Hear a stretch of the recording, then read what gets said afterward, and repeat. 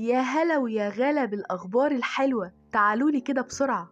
الفيديو ده مهم جدا جدا جدا، فلو مش هنتعب صباح حضرتك أو صباح حضرتك حطي لايك للفيديو، لأن الفيديو ده بالذات لازم يوصل لأكبر عدد من المتابعين. ركزوا معايا كويس لأن في الفيديو ده هقول حاجتين مهمين جدا.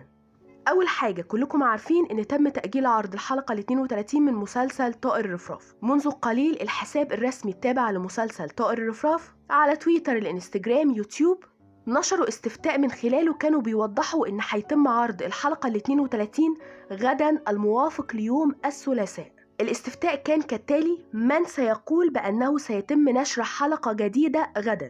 والاختيارين تبع الاستفتاء أنا. يعني الاختيارين نفس المعنى، ان هما بيؤكدوا ان في حلقة جديدة هيتم عرضها غدا الموافق ليوم الثلاثاء. كل الصحفيين الاتراك، كل الحسابات الرسمية المؤكدة، كل الحسابات على تويتر دلوقتي بتنشر خبر ان الحلقة ال 32 من مسلسل طائر الرفراف هيتم عرضها غدا الموافق ليوم الثلاثاء.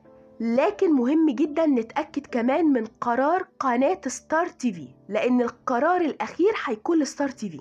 طيب هنتأكد من ده ازاي؟ ده بقى متعلق بالخبر التاني.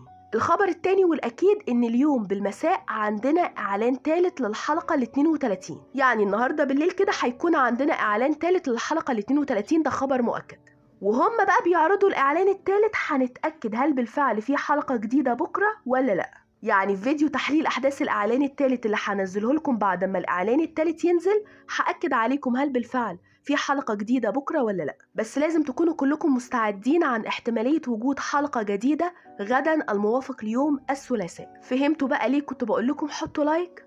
انا عملت اللي عليا وشاركت معاكم الخبر، دوركم انتوا بقى ان انتوا تنشروا الخبر في اماكن تانية، لان لو الحلقة تم عرضها غدا اغلب الناس، اغلب المتابعين مش هيكونوا عارفين الخبر ده، لان كل المتابعين حاطين في اعتقادهم ان الحلقة هيتم عرضها يوم الجمعة. فأتمنى أنتم كمان تشاركوا الخبر ده علشان كل المتابعين يكونوا عارفين. اتحمسوا بقى براحتكم في التعليقات، لو عندكم أي سؤال أو أي استفسار تقدروا تسيبوه في التعليقات أسفل الفيديو الحالي. لو حابين تابعوني على حسابي على انستجرام هيظهر دلوقتي قدامكم على الشاشة.